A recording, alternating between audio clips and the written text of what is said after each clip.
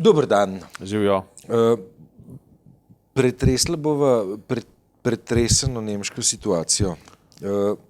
Stvari so se v Nemčiji, kar se tiče odnosa do beguncev, drastično spremenile po prazničnih dogodkih v Kölnu, kjer je prišlo do spolnega nadlegovanja, za katere so krivi nekateri priseljenci, kar je pa seveda v nemški javnosti na glavo postavil odnos do beguncev, migrantov in tako naprej. Neke informacije, da se Nemčija zdaj odloča, da begunce vrnejo, spreminjajo spremembe azilne politike pa zakonodaje. Vzdušje se je spremenilo, nas bo pa tudi udarilo. Ja, z Nemčije je premalo, da bi učinkovito odgovorili na vprašanje, kaj se pravzaprav dogaja. Treba je razširiti problem. Tako, rečva, postava se v pozicijo poslušalca iz nacionalnega nagovora, ki ga je Obama naredil v Ameriki. In sicer postavil je tezo, da je en model sveta pač izzvenel, Amerika je še vedno številka 1 v svetu in je pač treba postaviti nek nov model. Druga ugotovitev je širša geostrategija, ki se dogaja potiho, pa je ne vidimo in se malo dotika kapitala, majhen pa tudi geostrateške pa politične manipulacije, bi jaz rekel, karkoli že ne. Nafta, sodček je padel na $30, kar pomeni, da nastradajo Iran, Rusija, Nigerija in skratka Saudska Arabija in tako naprej. Se pravi, nekdo misli, nekdo misli in nekaj misli. In vsi ti valovi begunski in tako naprej gredo zdaj v nek kontekst. Rusija, recimo Putin je v intervjuju za Bild ubral neke tone, ki so nenavadni, za njega, ki so tudi sicer nenavadni in ponavadi nakazujejo, če nekdo govori, da je treba se pogovoriti, da je treba delati v dialogu, da on ne podpira samo Asadovih borcev in vojakov, ampak tudi tiste, ki se sicer mimo Asada borijo proti ISIS. Se pravi, kaže na to, da se počuti vedno šibkejšega in da mu ekonomija narekuje bojda v zadnjem času zmanjšanje stroškov na ravni države kratkoročno za 10% in tako naprej. Skratka, na Danskem tako rekoč na kic snemajo z beguncev, če hočejo prositi za azil, bodo iz tega poplačali stroške. Nemčija je v bistvu zadnja država, ki se postavlja na to pozicijo, vendar pa najbolj usodna, ker Avstrijci delajo največjo možno paniko, zato ker Nemci vračajo po 200 beguncev na dan, pomeni, da bo panika počasi zavladala tudi v Sloveniji. Verjetno sem pa prepričan, da je tudi že narejen načrt in da so bile v bistvu te ograje, ki so bile postavljene vsem v zgražanje, postavljene že v bistvu kot znanilec tega, kar prihaja. Se pravi, celoten kontekst je tak, da Evropa razpada v duhu, kakršen je bil mišljen na začetku, in v ta kontekst bi morala postaviti to, kar počne Poljska, za zaostreno medijsko zakonodajo, z zmanjševanjem pomena ustavnega sodišča, kar pomeni zmanjševanje pomena neodvisnih vej oblasti, kar pomeni, da tezi, ki smo jo že krat postavili, pa je nismo mogoče niti izumljali, kakorkoli, da smo tam nekje v letu 38, treba slediti naprej, upamo, da ne v vojno, in pa potem seveda iti v zgodovino, pogledati, kako so se take stvari razpletale, zapletale in tako naprej. Zdaj sem pač slučajno berem novo Prunkovo knjigo o Evropi. Govoriš o profesorju Janku Prunku. Janko Prunk, fajn knjigo napisal, 500 strani debelo, kar z užitkom jo berem. Te dni izhaja pač, ampak noter on govori o civilizaciji, te racionalistični evropski civilizaciji, in o tem razsvetljenskem naboju. In zanimivo je tisto poglavje, recimo, ko se vzpostavljajo iracionalni mehanizmi. Iracionalni mehanizmi, recimo, pa pustimo zdaj filozofijo, ko voljo do moči Nietzsche pripelje, ampak recimo, ko Hitler v Mein Kampfu prav tako izrecno reče, da je treba da ključno je to, kako ti znaš ljudi prepričati v nekaj, kako z njimi znaš pomanipulirati, ne? Kako njihova srca znaš vzgibati za to, da naredijo tisto, kar ti hočeš in jih pelješ potem v tisto smer. Ne? Zanimivo je to, kako sta Benito Mussolini in Hitler oba dva istočasno zelo, zelo dobro razumela, za razliko od razsvetljencev, ki so poskušali katoliški cerkvi omejevati njen življenjski prostor, preprosto zato, ker ga je imela preveč in to resnično preveč, zato ker je zasedla praktično celoten kulturni prostor z nekimi feudalnimi mehanizmi. Ne? Ampak oni da sta pa razumeli, da je treba z njo narediti konkordate in jo pogladiti po hrbtu. Ne? Ja, pa in sta naredila konkordate. Delitev interesnih sfer. Tako je, ne? Mussolini naredil lateranski sporazum, Hitler naredil konkordat in za najmanj eno dekado odložil v bistvu potem crkveno, kako ne rečem, odločitev proti totalitarizmom. Ne? Hkrati se pa na drugi strani v imenu spet racionalnosti proti voluntarizmu, fašističnemu in tako naprej, vzpostavlja komunizem kot alternativa. Ne? Ima spet ta dva bloka, kot po drugi svetovni vojni, vas navdušen Churchill, vas navdušen pač ugotovi, da zdaj smo pa končno naredili antihitlerjevsko koalicijo, se pravi neko logiko, ki bo vzpostavljala po racionalnih mehanizmih Evropo, se najprej ozre v maršala Tita, ki mu je za sveto zagotovil, da on absolutno ne bo vzpostavil nekakršnega totalitarizma, da ne bo vzpostavil nekakršnih mehanizmov, ki ne bi bili demokratični in tako naprej, istočasno tako je. V katerem letu govoriš? To govoriva zdaj, če se ne motim, 45, 6, kaj tazga tam nekje, skratka po drugi svetovni vojni. Skratka, tako je letel v Moskvo in podpisal sporazum z Stalinom, ki ga je itak že imel, skozi kominterno, da ne bo pomote. Ampak Churchill izrazil svoje največje možno razočaranje nad Titom, potem pa še razočaranje in prepričanje nad tem, da sodobne Evrope preprosto ali pa sodobnega sveta preprosto ni mogoče sestaviti skupaj z Stalinom. In vendar ga je Churchill Josipa Broza sprejel z enormnimi častmi leta 1953 potem v Londonu. Mislim, to je bil pa že refleks tega, da Broza je ladjevje vozilo po Temzi. Ja, samo to je pa zdaj že spet. To je pa zdaj že tista visoka politika, diplomatska visoka politika, ker se je pa vendarle odtegnil od Stalina v Informbiru leta 1948. Ti si je izgledal tako pompozno. Nemčija nazaj. Tukaj sva. Zaradi tega, ker potem, ko se je vzpostavljal, zakaj? A veš, po prvi svetovni vojni, ko so vzpostavljali Ligo narodov, po drugi svetovni vojni, ko so vzpostavljali Organizacijo združenih narodov in to, kar zdaj pravi Obama, da je treba postaviti praktično neka nova pravila svetovne igre, ki ne bodo totalitarna, tukaj smo zdaj. Če smo zdaj v letu 1938, pa upajmo, da bomo svetovno vojno preskočili. Janez, kdo nova pravila igre danes lahko postavi? To je pa zdaj tisto, Putin je ironično in cinično dobro povedal, da je treba igro nazaj poslati v Združene narode. Združeni narodi so namreč kolabirali. Zdaj tako, jaz teorij zarote ne maram prav zelo, ampak zadnji, ki je v resnici pravila igre zelo temeljito spreminjal, je bila trilateralna organizacija tam ustanovljena na začetku 70-ih let, ko so se Evropejci, Severnoameričani in Japonci zmenili pač, da postavljamo neko novo svetovno ureditev, ki je kasneje za nazaj dobila ime globalizacija. Tako rečem, nevladna kapitalska druščina je bila tista, ki je sicer v blagi navezi z deli državnih aparatov postavljala nova pravila igre. Problem, ki ga jaz vidim, je to, da v tem scufanem, scefranem svetu težko najdemo silo, ki ima moralni kapital,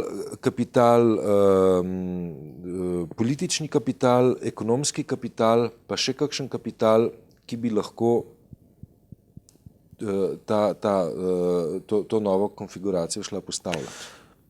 Ali jaz sem prepričanja in to čvrstega prepričanja, da to bi lahko zmogla samo Evropa v sodelovanju z Ameriko, pač na ta način, da se vrne nazaj v razsvetljensko izhodišče. Ampak nikakor drugače. Zakaj?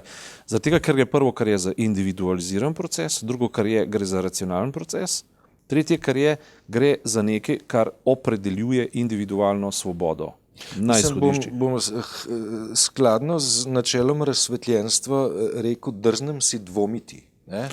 Zakaj Si dokazal, da je to izhodišče pravilno. Mislim, zakaj Evropa? Mislim, a se ti ne zdi, da se zgodba že dogaja na relaciji Kitajska-ZDA?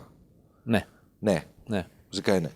Preprosto zato, ker je Kitajska vstopila v svet tiste realnosti, ki vrhunec svoje inteligence postavlja na politehniško znanost. Simple, ne? Nima humanističnega izhodišča, nima ga.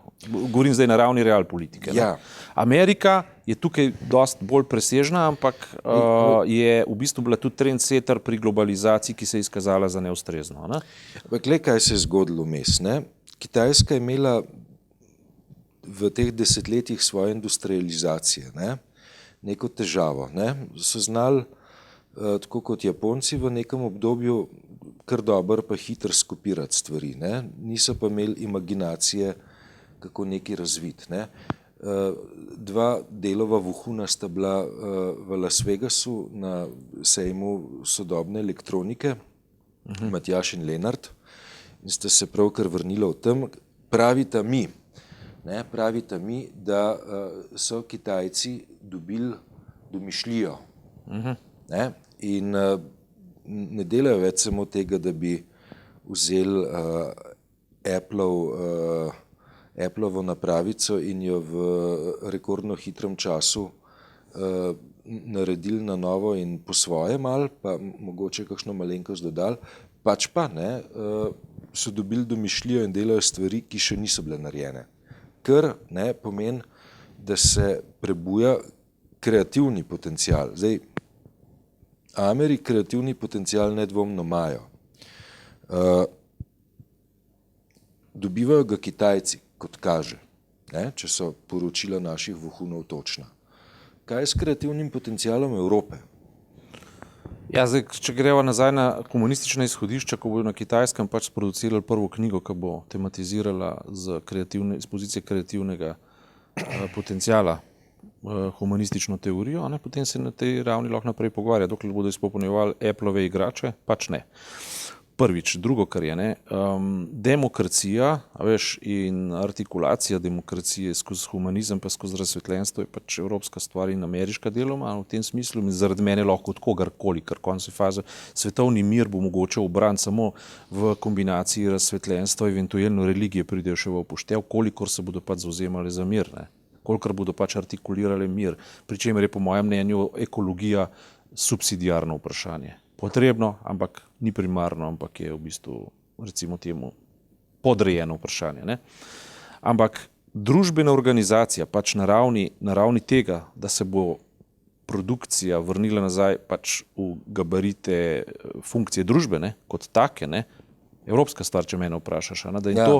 To, kar dela zdaj Nemčija, uhaja iz gabaritev tega, kar bi hotela Francija, kar bi hotela Anglija, skratka, radi bi artikulirali tudi evropsko družbo kot družbo enosti v raznolikosti, ne pa enosti v stapljanju v ekonomizmu. In Slovenija ima natanko ta problem, zdaj, če zreducira tako, da bo zadeva ne bolj razumljiva, ampak bolj nedomača, če že hočeš. 20-25 let regresije, ki jo mi živimo, ima problem ravno v tem, da v tistem modernost, ki se je vendarle prijahala na konju nekega socializma, Titovega socializma, z nekim sovjetskim pridahom, z neko hladnostjo daljnega vzhoda, mislim tega sibirskega vzhoda. Ni bil bolj usliček, ampak je vse neko modernost prinesel. To je bila neka prekrižana kombinacija in tako naprej. In mi zdaj v 25 letih, ko smo rekli, zdaj bomo pa mi zaživeli svojo lastno suverenost, smo zaživeli svoj lasten potencial, nismo drugega delali, kot pa v bistvu kako ne rečem, futrali ali hranili nizke človeške strasti. Prigrabizacija, prihvatizacija, privatizacija. Skratka, kaj bo kdo od nečesa, kar je nekdo naredil, vzel? Kako bo to obrnil, kako bo to zasukal, kako bo to obrnil svojo korist in kako bo v bistvu prevzel neko oblast in pa gre za v bistvu transformacijo ali pa ekstrapolacijo ideoloških pozicij. Skratka, to smo 25 let počeli. Pohlep. Vseh 7 naglavnih grehov, če hočeš, plus tega vzpostavljanja starih ideoloških pozicij. Bitka za šolo iz strani cerkve. bitka za vzgojo iz strani cerkve, bitka za kapital iz strani komunistov. Reš? In tako naprej. Skratka, čistih pozicij tega, kar recimo Združenega levica še nekaj od tega hoče, ne? Kar se je v izhodišču delalo čez Kominterno, ne? Skratka, kot teoretska pozicija, tega to je praktično izginilo, ne? Medtem ko je tudi izginil ta liberalni naboj je v bistvu namesto, da bi svoj vzgib poiskal v svobodomiselnosti, je na koncu pristal v zadnji hereziji liberalizma, to je pa nacionalizem. Ne? In ta nacionalizem je na koncu pristal seveda v ideološki poziciji totalitarizma, pa smo tam spet. Ne? Glavni zakoni niso, kako bomo naredili mi iPhone ali pa šli na Luno, ampak kako bomo denacionalizacijo izvedli, da bi gozdovi prišli nazaj v feudalne roke nazaj in tako naprej. Skratka, ta zakrčenost Slovenije v tem trenutku je v bistvu samo voda na mlinu vsega tega, ampak zdaj nismo mi osamljeni, to se zdaj kaže prav zanimivo. Ne? Poljaki so popolnoma na istem. Ne? Madžari. In Madžari so na istem. Poljaki, vsi so na istem. Cel višegrajska skupina je praktično klecala. To, s čimer se Nemčija ukvarja, pa mi vsi gledamo, je vendarle napredna varianta tega refleksa, ker Nemci bodo, sem popolnoma prepričan, z močjo pravne države to pregriznali. Jaz sem skoraj prepričan. Bojo šli pač še enkrat čez makadam, na koncu bojo asfaltirali. Ne? A veš, na koncu bodo to uredili, ker oni bojo preprosto rekli, ne bomo dovolili, da boste na begunce gledali kot na begunce, ampak mislim kot na ljudi nižje ali pa tretje vrste, ampak zahtevamo, da se boste držali preprostega načela pravne države, enakosti pred spoštovanjem zakona, in kdor bo to kršil, bo brezkompromisno šel ven iz države, ne glede na to, ali je Sirc, ali je Afganistanc, ali je pa Nemc. Ne. Če bo Nemc, bo šel pač v arest. Nemc bo šel v zapor, ja. Tako, ne. In oni to kulturo, ki so jo vendarle, privzgajali zdaj od druge svetovne vojne naprej sistematično, ne, jo bodo po mojem mnenju vzdržali. Jaz sem skoraj prepričan, da jo bodo vzdržali na tej ravni. Ne. Ampak vprašanje je, bo cel svet vzdržal, ne, ker če bo prišlo do mini Schengena, ga ne bo zakuhala Nemčija, zanesljivo ne. Ga bodo zakuhali Poljaki, ga bodo zakuhali Madžari, ga bodo zakuhali te države bivše višegrajske skupine in mi bomo obtičali nekje vmes, kot vedno. Z eno nogo na zahodu, z eno nogo na vzhodu. Ne. Morda so nam meteorološke okoliščine naklonjene, ne? Blažje poplave so že odnesle bodečo žico. Dobro. Bo verjetno ugonobilo marsikaterega sulca. No, samo jaz mislim, da bi morali nujno tematizirati, artikulirati problem Slovenije in ga delati na način, ki bo dal temu prostoru perspektivo. Zelo enostavno povedano, ne? In bom kar vztrajal na tem, kar sem v sobotni pač napisal. Jaz mislim, da je konc teh iluzij, da nas bo neka racionalizacija ekonomije, nek novi ekonomizem, neka nova lastniška propulzivnost in neke nove politehnične realfuksovske orientacije in vektori rešili. Ne bodo nas. Slovenija mora začeti investirati v šolstvo in v kulturo in to finančno investirati in to z racionalnim programom, ne tako, da se bodo zdaj vsi tisti, ki niso vredni imena kultura, začeli nazaj napajati z denarjem, ampak tisti, ki bodo znali producirati, ki bodo znali produkciji dati svojo teorijo in znali vrednostne predznake dati kot neka marljivost, kot neka predanost, kot nekaj, ne pa kot poklicno izčrpavanje denarja na račun kulture ali kakorkoli že. Ampak šolstvo, kulturo, ljudi je treba izobraziti za to, razumeš, da bodo sploh v tem prostoru znali poiskati prave uporne točke in iz teh potegniti prave vektore. Jaz sem popolnoma prepričan, da je dodana vrednost Slovenije neodkrita dežela in da so tukaj potenciali, ampak o tem se je treba začeti pogovarjati. Podnujno, ne. To ni nikakršna utopija, se nas ta kriza vendar nam dokazuje, da smo se zmotili. Mi smo se preprosto zmotili. Hvala lepa.